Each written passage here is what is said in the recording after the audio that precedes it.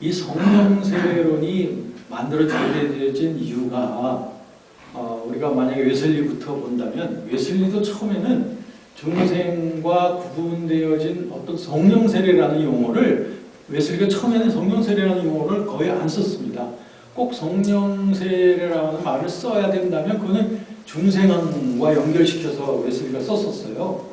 그런데 이제 웨슬리 운동이 막 부흥운동이 일어나면서 존 프레처라든지 조셉 벤슨이라든지 이런 제자들이 생기는데 이 사람들의 사역 속에서 정말 구원받았다고 하는데 전에 완전한 변화들을 또 막 본단 말이에요. 그러니까 더 우리보다 확실한 것은 그 당시 영국 성공회 사람들을 대상으로 했지 않습니까? 웨슬리가. 그러니까 영국 성공회 사람들은 나면서 크리스찬이라고 하는 사람들이야.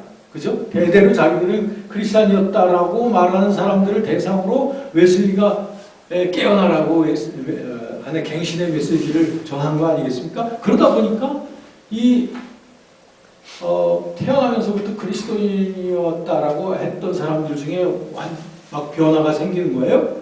그러니까 프레처 같은 사람들은 이때의 성령 세례라고 말하는 게 적정하지 않습니까? 라고 웨슬리 선생한테 자꾸 와가지고 얘기를 한 거예요. 아니 웨슬리 목사님, 성령 세례라는 게 세례라고 하는 베프티즘이라고 하는 말이 밥티조 이게 충분히 잠긴다고 하는 그런 의미가 있으니 거듭날 때 성령을 받는 건 사실이지만 그 성령에 내주하신 건 분명하지만 그 성령에 의하여 지금 충만하게 되지는 못한 사람들이 너무나 많다 이거죠. 그런데 이 사람들이 지금 성령으로 충만하게 되었으니 이때를 성령 세례라고 말하는 게 이게 적절하지 않습니까? 라고 자꾸 웨슬리한테 말해서 처음에는 웨슬리가 굉장히 불편했어. 그거 그렇게 말하면 안 될 건데 하다가 나중에 이 동의를 했습니다. 그래서 그때부터 웨슬리는 자신의 그 제자 메도디스트들에게 이 성결, 즉 그리스도인의 완전 경험이 성령 세례라고 이제 결국에 계속 말하게 됐고, 이제 그의 제자들이 메도디스트 부흥사들이 이제 미국 땅에 와서 전파할 때는 아주 강력하게 제2차적인 축복인 성결과 능력으로서 퓨리티 앤 파워로서의 성령 세례론을 강하게 외치게 됐던 것이 19세기의 그 감리교 부흥운동이 되겠습니다. 그런데 지금 말씀하신 거 맞습니다. 그러니까 이 사람들은 이제 두 번째 경험을 함으로써 이것이 처음에는 이게 중생이구나 생각할 수 있었어. 웨슬리도 그랬습니다. 웨슬리 아시다시피 그가 영국 성공의 그 사제도 됐고 옥스퍼드 홀리클럽 리더였었고 2년 4개월 동안 미국 조지아주의 선교사로서도 나갔었지만 실패하고 돌아왔지 않습니까? 그래가지고 1738년 5월 24일 날 그 유명한 올더스게이트 경험이라는 걸 하지 않습니까? 그 경험이라는 게 뭐냐면은 그날 밤 돌아와가지고 일기에다 썼기를 이제야말로 예수 그리스도가 나의 주님이시고 내 죄가 다 이제 가져가셨다는 걸 내가 이제 확신한다 라고 하면서 웨슬리는 그때가 자신의 구원이라고 생각을 했어요. 올더스게이트 하고 나서. 왜냐하면 오늘의 이 깨달음과 비교해 볼 때 지난날의 뭐 선교사로서의 고백, 그 영국 성공의 사제로서의 그런 것들은 다 허신왕이었구나. 내가 구원받지 못했었겠구나 라고 웨슬리도 생각을 했던 겁니다. 그런데 그때로 끝났으면 모르겠으나 웨슬리는 상당히 오래 살았지 않습니까? 80세 이상 쭉 살면서 자신의 사역을 쭉 계속 평가해가면서 나중에 가서 그걸 다시 바꿨습니다. 올더스게이트 체험이 내 중생이 아니고 두 번째 축복이었다 라고 다시 이렇게 말하게 되었던 거죠. 그게 이제 웨슬리안 전통이 되고 성결 전통이 된 거예요. 그런데 지금 목사님 말씀하신 대로 그러면 그걸로 다 끝났다고 생각을 했어요. 웨슬리안 부흥사들이. 그런데 이 정결, 퓨리티에 있어서는 뭔가 이제는 됐는데 뭐가 좀 사역하다 보니까 이 파워 차원에서 뭔가 자꾸 부족해. 그러니까는 이 사람들이 슬슬 어떻게 나누기 시작했냐면 이 퓨리티하고 파워를 나누기 시작했어요. 나눠가지고 중생이 첫 번째 축복이고 두 번째가 퓨리티고 세 번째가 파워라고 보면서 제3의 축복을 말하기 시작합니다. 그게 바로 웨슬리안 제자들 가운데 이런 분파가 생긴 거예요, 미국에서. 그러니까 제2차적 축복까지만 말하던 주류파에서는 이 제3의 축복을 강조하는 사람들을 제3의 축복 이단이라고 정죄하기 시작했습니다. 그 중에 대표적인 사람이 벤자민 어윈이라고 하는 사람인데, 그 사람이 만든 교회가 불세례 성결교회라고 하는 걸 만들었어요. Fire Baptized Holiness Church. 그게 웨슬리안 계통인데 플러스 제3의 어떤 능력 차원을 말하게 되는데, 그 능력 차원 중에 하나가 자꾸 방언을 또 강조하게 됐습니다.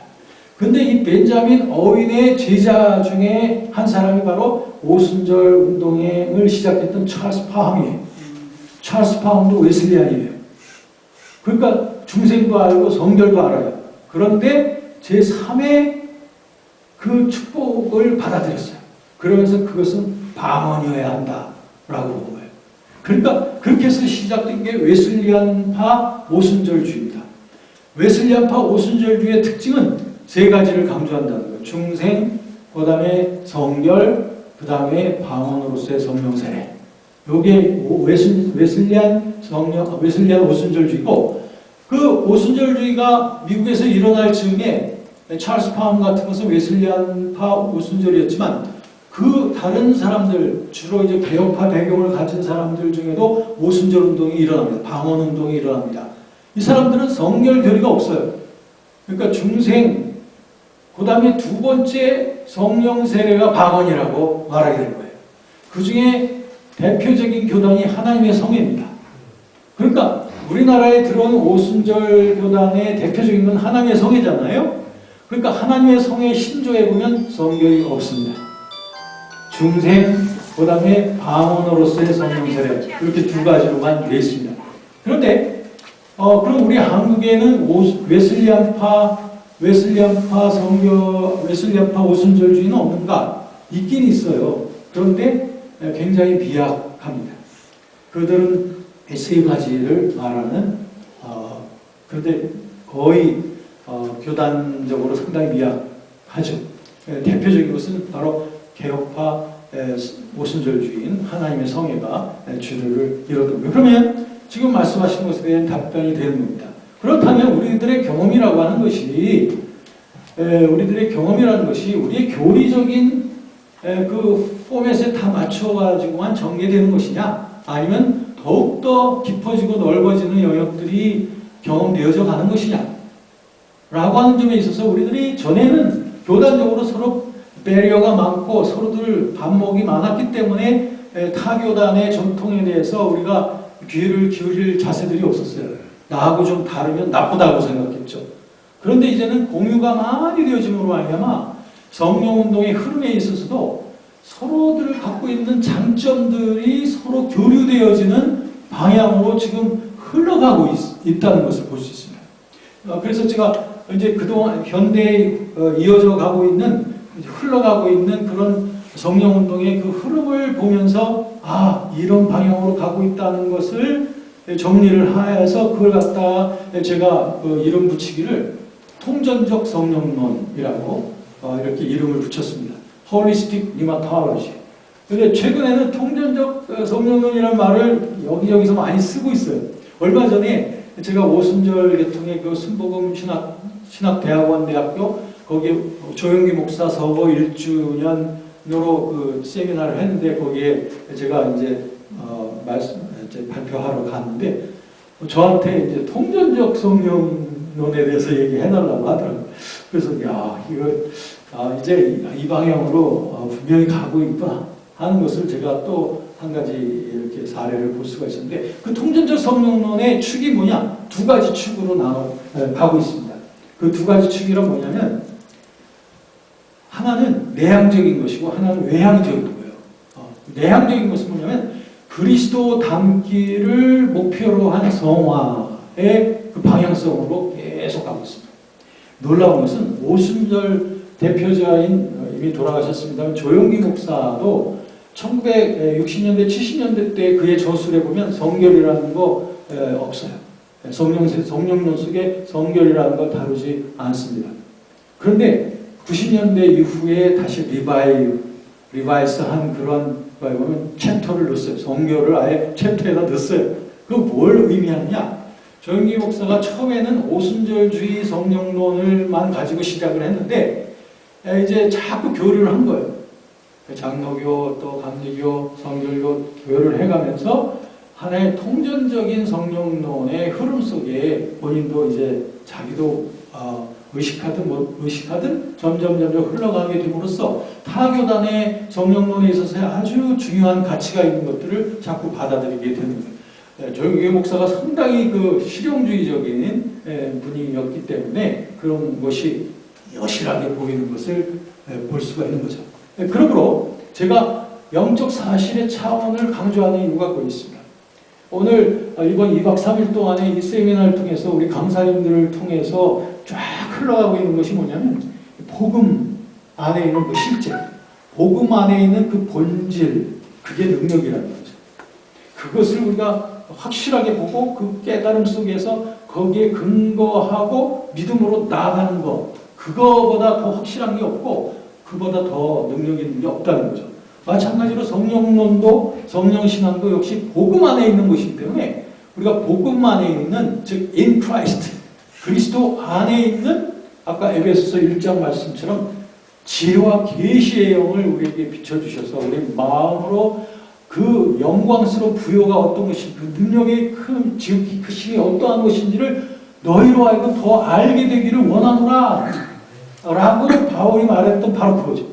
우리가 점점 더 그리스도 안에 있는 복음의 그 깊이와 넓이와 높이를 알아가면 갈수록 그 믿음 안에서 경험은 따라가는 거죠. 경험은 따라가는 것입니다. 우리가 특별히 경험적 어떤 체험주의로 자꾸 강조하지 아니해도 우리가 복음의 깊이를 자꾸 추구하다 보면 경험이라는 건 거기에 수반되어져 가는 거니까 A.B. 심슨, 사중복음의 저자인 A.B. 심슨이 그런 부분에 대해서 아주 좋은 격언을 해줬는데 성령의 은사, 그것은 있을 수도 있으나 필수적인 것은 아니다. 필수적인 것은 아니다. 그러나 있을 수는 있다. 이거죠. 그런 좀 오픈되었지만 그러나 우리의 중심축을 분명히 하는 그런 자세가 우리 웨슬리안 또 복음주의의 우리의 자세가 되지 않는가 하는 것입니다. 우리들은 복음주의란 무엇이냐? 그것은 우리에게 경험이나 은사들이 우리들 무시되어서는 아니 되겠으나 그러나 언제나 우리의 중심의 축은 객관적인 계시인 성경에 우리의 그 믿음의 뿌리를 놓아야 된다는 것이고요.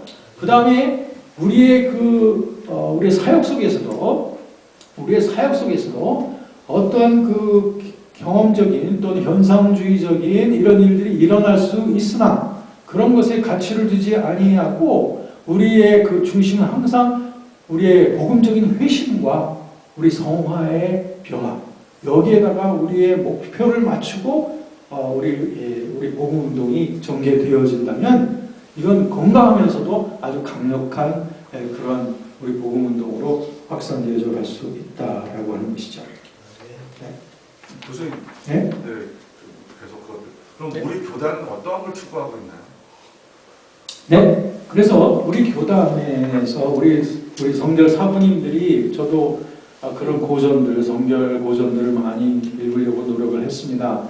그러면서 나름대로 갈등도 있고 해서 성결론을 좀 웨슬리안 성결론을 제대로 좀 공부하고 싶어서 많이 갈등을 많이 했었죠. 네. 이제 좀 정리하건대 항상 이 영적 부흥운동이 경직이 되다 보면 뭘로 빠져들어가냐면 도덕주의나 율법주의로 빠져들어가요. 그것이 미국에서도 일어났어요. 처음에 청교도들이 건너갔을 땐 뜨거운 그 아주 열정적인 그런 복음적 그런 것으로서 미국의 청교도 1세대들의 세대가 만들어졌는데 그 이후 다음 세대들이 그러한 그 열정들을 잃어버리게 되다 보니까 그들의 청교도들의 신학이 하나의 도덕이 돼버리고 율법주의가 돼버리고 한 거예요. 그러다 보니까 이거를 깨워야 되겠다 하고 일어난 것이 바로 조나단 에드워스죠. 예, 그리고서 일어나는 게 제1차, 제2차 각성운동이 그래서 일어나게 된 거예요. 그것은 불신자들 전도하겠다는 게 아니라 이 명목상의 크리스찬들을 깨워서 참 바이블 크리스찬으로 만들어야 되겠다라고 하는 바로 그거였습니다. 그러니까 똑같은 18세기에 영국에서는 존 웨슬리가 영국 성공회의 그 너미널 크리스찬들, 이름뿐인 크리스찬들을 깨워서 정말 바이블 크리스찬으로 만들어야 되겠다고 하는 것이죠. 그 바이블 크리스찬이 바로 크리스찬 프로피션이에요. 그리스도인의 완전이라고요. 그 똑같은 시대에 바다 하나 건너서 미국 땅에서는 잠자는 청교도들 2세대들을 깨워야 되겠다고 일어난 게 조나단 에드워즈란 말이에요. 그래서 조나단 에드워즈가 쓴 Religious Affection, 종교적 감동이라고 하는 그 책이 바로 그거예요. 정말 진정한 회심이 뭔가? 네, 진정한 회심에는 affection이 있어야 된다. 뭔가 감동이 있어야 된다. 그 감동이 뭔가 그게 하나의 확신을 말하는 것인데 그것이 이제 잠자는 그들을 깨우는 운동으로 일어나게 됐던 건데요. 아까 질문의 요지가 뭐였는지 잠깐 잊었습니다. 우리 교단이 축구하는 거예요. 감사합니다. 그래서 저도 이제 저는 이렇게 보고 있습니다. 저는 이 웨슬리안 성령론이 일단 굉장히 오늘날의 이 가치를 통합할 수 있는 아주 중요한 그 키워드들을 갖고 있다라고 하는 점에 저는 아주 굉장히 자랑스럽게 생각을 하고요. 그리고 특별히 우리 교단의 성결론, 이것은 다른 데서 이런 고전적인 가치들이나 자료를 찾아볼 수가 없습니다. 우리 18세기, 19세기 우리 웨슬리안 성결론 저자들의 굉장히 많은 그 자료들, 뭐 번역 안 된 것들이 거의 대부분 이런 자료들이 비치는 그 빛을 우리가 좀 잘 나눠야 된다고 생각하는데 뭐냐면 바로 성결이 뭐냐? 성결이란 그리스도인이 주님 앞에 자신을 온전히 헌신해서 그리스도와의 연합을 고백을 하는 거예요. 그리스도의 연합 중에서 그리스도의 십자가에 못 박혀 죽으심에 나의 옛사람이 같이 못 박혀 죽었다라고 하는 그 고백에서부터 성결에 대한 진리의 고백의 근원이 거기서부터 출발하는 거죠. 즉 웨슬리뿐 아니라 이 성결교리 속에서 예수님의 십자가에 못 박히면 우리의 옛사람과 함께 못 박힙니다. 그리스도와 연합이니까요. 그리스도와 연합 속에서 우리들은 그리스도와의 십자가의 죽음에도 연합되는 것이고 부활에도 연합되는 거 아니겠습니까? 그렇다면 그리스도의 십자가의 죽음에 연합된다고 하는 것은 단지 예수 그리스도가 내 죄를 끊임없이 용서해 주시는 그 용서의 차원만이 아니라 십자가에서 죽음의 차원이거든요. 그렇다면 나의 옛사람도 예수와 함께 죄에 대하여 죽었다고 하는 것이죠. 그게 로마서 6장 6절에도 나오고 뭐 도처에서 나옵니다. 우리 옛사람이 예수와 함께 십자가에 못 박혀 죽은 것은 죄의 몸이 멸하여 다시는 우리가 죄에게 종로로 타지 아니하려 함이라. 로마서 6장 6절, 갈라디아서 5장 24절, 그리스도 예수의 사람들 육체와 함께 정과 욕심을 십자가에 못 박았느니라. 이런 모든 말씀들이 분명하게 지목하고 있는 것은 십자가에 같이 못 박힘이란 말이에요. 그러니까 우리의 옛사람은 우리의 old self, sinful desire, 우리의 죄를 자꾸 만들게 하는 죄된 근원은 예수와 함께 십자가에 못 박혀 이미 죽었다고 하는 것이죠. 그것이 바로 이제 십자가의 죽음 교리를 만들게 된 것이 그걸 고백할 때 성결이 고백되는 거죠. 그러니까 말이죠. 칼빈주의 신학에서는 죄라고 하는 것이, 죄성이라고 하는 것이 죽을 때까지 계속된다고 보는 그런 전제가 있습니다. 그러니까 죄로부터 완전히 벗어나려면 영화, 글로리피케이션, 죽음 이후에 그 영화의 단계에 가서나 육체를 벗어날 때나 그때 죄성에서 벗어난다고 보는 것이 칼빈주의 죄론이란 말이에요. 근데 웨슬리안은 그게 아니에요. 웨슬리에게서의 그 죄론의 독특성은 죄를 그렇게 다 그냥 모든 것을 다 죄로 보는 것이 아니라 고의적 범죄와 그리고 허물과를 나눕니다. 그러니까 헬라어로 하마르티아, 고의적인 범죄와 그 다음에 그걸 나누면서 아그노에마 같은 것은 무지, 실수 또는 연약성 이런 영역은 분명히 구분을 하는 거죠. 그래서 고범죄, willful sin. 그러니까 하나님께서 죄에 짓지 말라고 한 것은 이 자유의지를 통해서 유혹을 받아들임으로 인하여 성립되는 죄, 그 죄를 고의적으로 범하지 말라는 거예요. 자유의지를 가지고 죄를 범하지 말라고 하는 것은 하나님의 분명한 뜻이라는 거죠. 그러니까 웨슬리는 그리스도의 완전을 경험하게 되면 로마서 12장 1절에 있는 말씀처럼 너희 몸을 하나님 기뻐하시는 거룩한 산제사로 드리고 나의 몸을 주님 앞에 계속적으로 드리고로 말미암아 나의 옛사람은 죄성은 예수와 함께 십자가에 못 박혀 죽었다고 하는 것을 지속적으로 고백을 하고 나는 하나님만을 향하여 살아가고 있는 존재라고 하는 것을 지속적으로 고백할 때 유혹이 다가와도 유혹 앞에서 우리들은 십자가의 죽음을 고백할 수 있다 이거죠. 나는 죄에 대하여 죽은 자야.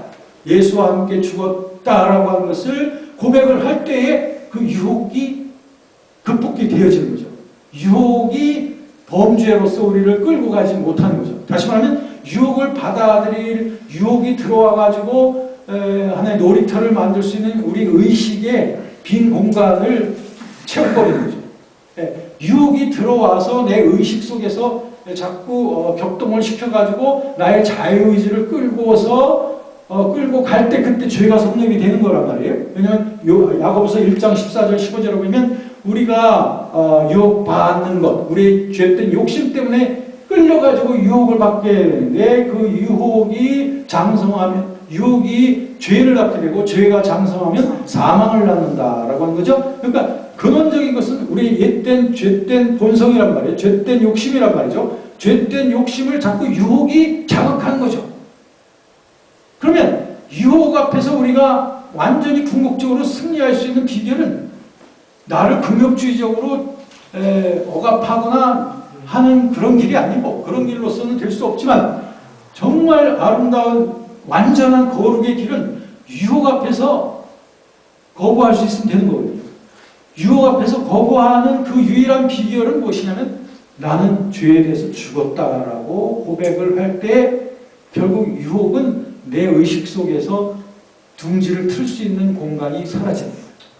그러므로 어떤 종류의 유혹이든지 유혹이라고 느껴지는 그 순간 나는 예수 그리스도와 함께 죽은 십자가를 딱 고백을 함으로써 어떤 유혹도 자리를 틀지 못하게끔 아예 그 즉시 우리가 커버를 할 수 있게 됨으로 말미암아 유혹은 겪지만 죄는 범하지 않는 거죠. 히브리서 4장 15절에 있는 말씀처럼 그리스도께서는 우리와 한결같이 시험은 받은 자들의 죄는 없으시니라 라고 하는 것처럼 우리도 역시 그리스도처럼 여러 가지 유혹은 받지만 그러나 죄를 범치 않는 고의적인 범죄를 하지 않는 그러한 신인류로서 우리들이 다시 발돋움하게 되는 것이 바로 그리스도인의 완전 경험이다 이거죠.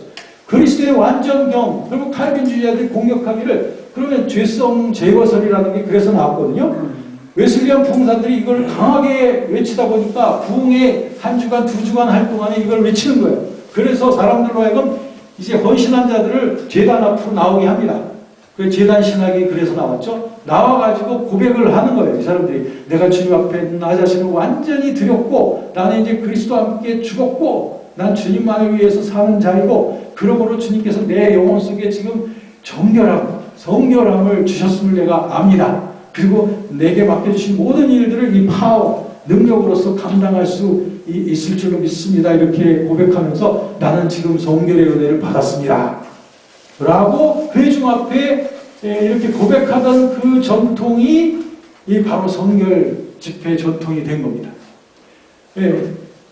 그렇기 때문에 우리들은 그렇게 해서 생긴 죄성 제거설이라는 eradication이라고 하는 교리가 그래서 생긴 건데요. 웨슬리안 부흥사들이 만들게 된 이 죄성 제거설을 이제 칼빈주의자들이 공격을 많이 하죠. 아니 죄성이 제거됐으면 다시 일어나지 말아야 되는데 왜 제거됐다고 하면서 왜 또 죄를 짓는 사람들이 생기는가? 그건 아주 당연해요. 저는 거기에 대해서 답변이 너무나 간단합니다. 뭐냐면 우리가 주님 앞에 그리스도인의 완전으로서의 그 성결 경험을 갖게 되기 위하여 우리들이 어떤 주님 앞에서의 자세로 나가는가? 온전히 헌신했죠? 그리고 주님과 함께 살고 주님과 함께 죽기로 우리는 결단하면서 나의 삶을 드리면서 십자가를 고백을 함으로써 우리가 성결의 은혜를 고백했단 말이에요. 그러면 그 이후에 지속적인 성결을 위해서는 지속적인 헌신이 필요한 거예요.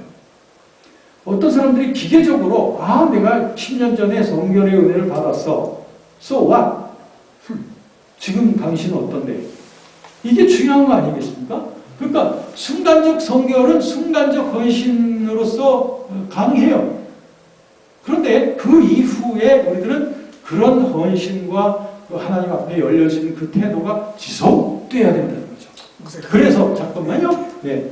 그래서 웨슬리가 올더스게이트 체험 이후에 이제 제자들을 가르치다가 이런 부분에 대해서 성결 체험하고 난 다음에 대해서 이걸 좀 교육을 해야 되겠구나 해서 쓰게 된 것이 그리스도인의 평이한 이해라고 하는 그 문답서입니다. 거기에 보면은 그리스도의 완전 경험을 한 사람들이 어떻게 하면 지속적인 성결의 은혜 속에 살아갈 수 있는지에 대한 질문과 답변이 거기에 다 있어요. 네. 자, 말씀하시죠. 뒤에 표 목사님.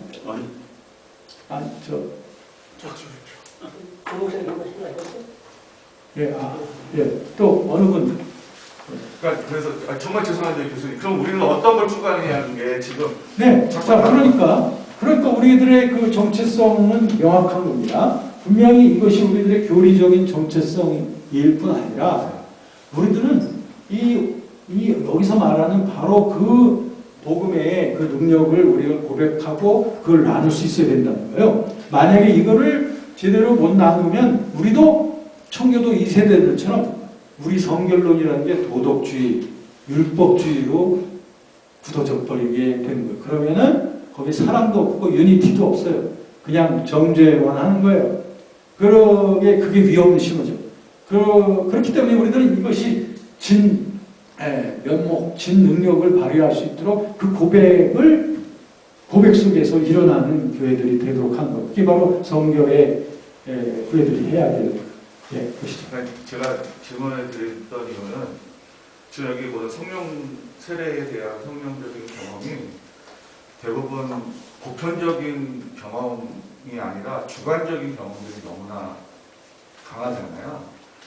그러다 보니까 그 본인들이 경험되어져 있는 그것이 그러니까 경험, 체험이라는 게 주관적일 수밖에 없잖아요. 근데 그게 너무 강하다 보니까 그것에 집중하게 돼서 어떻게 보면 다 다를 수 있거든요. 그런데 이제 제가 그래서 교단적인 건 무엇을 추구하느냐라고 여쭤봤던 이유는 그렇거든요. 우리의 교단적인 것은, 보편적인 것은 이거다. 우리 교단의 보편적인 신학 이론은 이런데, 그러나 우리들이 경험되어지는 것은 성령에 대한 것은 너무 다르잖아요. 그 다음에 지금 계속 말씀하시는 웨슬리안이나 그때는 그때의 시대적 환경과 지금의 시대적 환경이 또 너무나도 많은 변화가 있고 또 신앙적인 어떤 그러한 변화들도 많이 있어지기 때문에, 그래서 저는 일단 제가 되게 아쉬운 거는 정말 죄송한데 우리들 교단 안에서의 그러한 어떤 조직신학적인 어떤 그러한 것이 우리들에게 뚜렷하게 이렇게 보여지지 않아서 우리는 이거다 라고 내세우는 것이 없다 보니까 그런 측면으로 좀 아쉬워서 저도 공감입니다. 그래서 사실 우리들의 사부님들로부터 우리가 배울 때는 이렇게 아주 디테일한 신학이나 이론적인 이런 건 없었어도 또 그래서 우리가 학생들이 교수님들 앞에 조금 잘못 말하면 막 꾸중도 들으면서 우리를 배워왔지 않습니까? 그랬었긴 했지만 그래도 그분들은 분명한 붙잡고 있는 그게 있었단 말이죠. 근데 이제 지금 말씀하신 건 지금 오늘날은 그게 뭐냐 이거죠. 뭐를 지금 우리 교단에서는 힘줘서 강조하고 있느냐 이 말씀 아닙니까? 그죠? 저도 그 부분에 대해서 안타깝게 생각하면서 엊그제도 어떤 분들하고 말씀하시기를 이게 흘러가야 되는데 지금 다 돌아가시고 그 다음에 지금 어떤 분들을 통해서 이런 것들이 흘러가고 있느냐 이거죠. 네. 이것을 저도 굉장히 안타까워하고 그래서 정말 그래서 교수님들하고 현장의 목회자들하고 정말 우리 교단은 어차피 교수님들은 그 연구하시는 분들이니까 그런 곳이 우리 또 성결대학이라는 데가 있는데 그런 신학적인 거니까요. 신앙과는 다를 수 있으니까 가치를 세워주셔야 되지 않을까. 네, 그런 소망 때문에 말씀을 드린 겁니다. 그렇게 된다면 제일 좋겠습니다. 정말 필요한데. 그런데 이제 아시다시피 지금 그 이제 대학이 뭐 전에 같은 단과대학도 아니고 신학교도 아닙니다. 지금 이제는 종합대학교 내에 아주 한 모퉁이에 있는 숨막히는 그 환경 속에 있는 신과대학이에요. 그러면서 어떻게 보면은 그 대학이 이 생존해야 되는 그 경영 논리나 이런 거에 거의 우리들이 빼앗기다 보니까 우리들이 참 그런 부분에 대해서 신학 교수들이 모이면 늘 얘기들을 많이 해요. 근데 그런 것을 브레이크스루 할 수 있는 어떤 시스템이나 어떤 이런 것들은 우리가 없어서 참 그 부분을 저희들도 죄송하고 참 안타깝게 생각하는데 저는 이런 자리가 정말 중요하다고 생각을 하는 겁니다. 그래서 이것은 사실 뭐 신학교 강단에서 또 해야 되는 일이긴 하지만 근데 이거 현장이 궁극적으로는 현장에서 나눠져야 되는 거란 말이에요. 그렇다면 이런 여기에 대한 신학자들과 또 현장의 그 고민 속에 있는 목회자들 가운데에서 여기에 대한 그 갈증들이 뭉쳐져 가지고 여기에 대한 연구와 연구에서만 끝나는 것이 아니라 이것이 현장에 정말 보급이 되어서 우리 성결인들의 정말 자랑스러운 고백이 될 수 있도록 이런 걸 보급해 갈 수 있는 이런 어떤 운동 이런 것들이 절실하죠. 이거는 신학자들 가지고는 절대 안 되는 거예요. 정말 필요하다고. 네. 왜냐하면 저희들이 현장에 있는 현장뿐만이 아니라 제가 오래된 고민인데 우리 학교라는 거죠. 목사님들이 대학원을 어떻게 보면 타교단의 대학원들 너무 많이 다니시잖아요.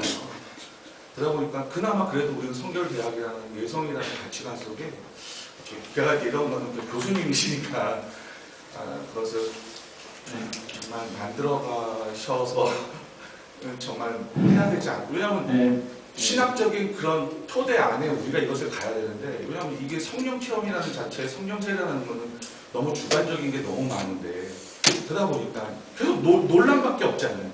논란밖에 없는데 그러나 우리는 신학적인 가치관 속에서는 우리는 이러한 것을 우리 교단은 추구한다라는 것이 있을 때 우리 현장에 있는 목회자나 이분들한테는 나의 갖고 있는 가치관이 그리고 내가 경험한 경험은 이거지만 우리는 이것을 추구한다라고 말할 수가 있는데 그렇습니다. 네, 그렇게. 네, 지금 목사님의 이런 발제와 더불어서 사실 우리 교수들 분들 중에 정말 우리들이 정말 순정으로 그런 기도들을 지금 해오고 있어요. 지금 이 모임을 위해서도 우리가 몇 달 전부터 지금 기도를 하고 있어요.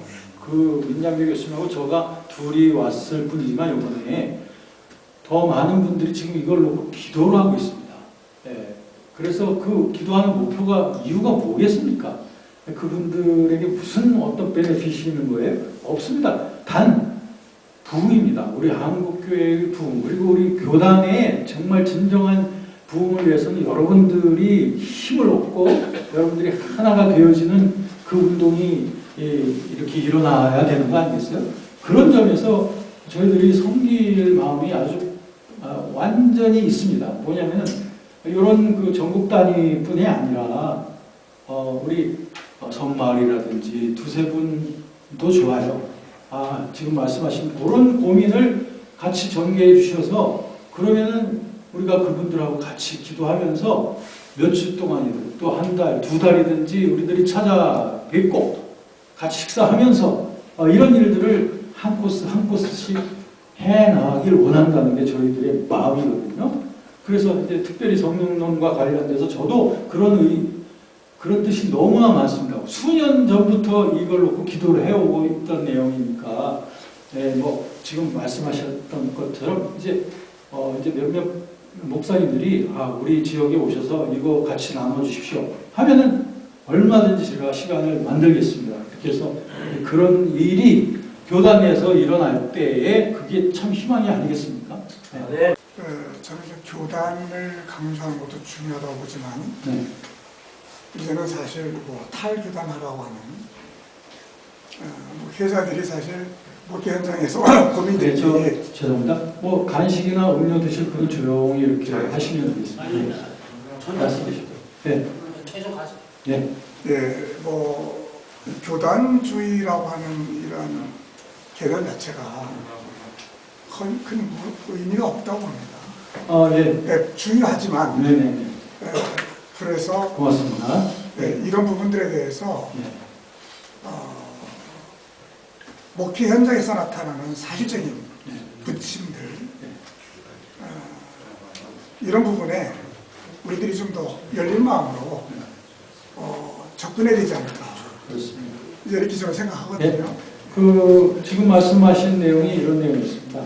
이제 교단적인 이런 것들이 이제 점점 더 사실 뭐 탈색되고 있지 않느냐, 그죠?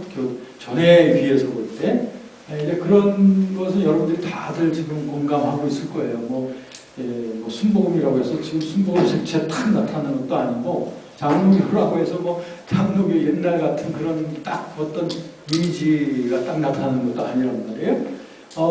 이제 그거는 분명한 현상인데 이제 한 가지 또 중요한 건 뭐냐면 정체성이라는 게 있습니다. 내가 성결교회 목사라는 게 뭔가? 그런 어떤 우리의 현주소 이런 차원에서의 우리들이 갖고 있는 어떤 교리적 어떤 신학적인 어떤 좋은 점들을 우리가 우리의 정체성으로서 고백할 수 있는 거 이거는 굉장히 중요한 일이다. 이건 뭐 구원하고 관계되는 건 아니지만 그러나 이거는 우리의 교단의 정체성에 있어서 굉장히 중요한 의미가 있다라고 하면서 아까 목사님 제기하는 대로 우리들이 갖고 있는 좋은 점들을 자꾸 확산시켜 나가는 거 이것이 우리들이 해야 되는 일이고 저는 그런 점에서 학생들한테 늘 그런 자긍심을 불어넣어주고 있습니다. 뭐냐면 지금 한국 현대 기독교의 가장 적절한 답안을 제시할 수 있는 신학 중에 하나가 웨슬리안 신학이다.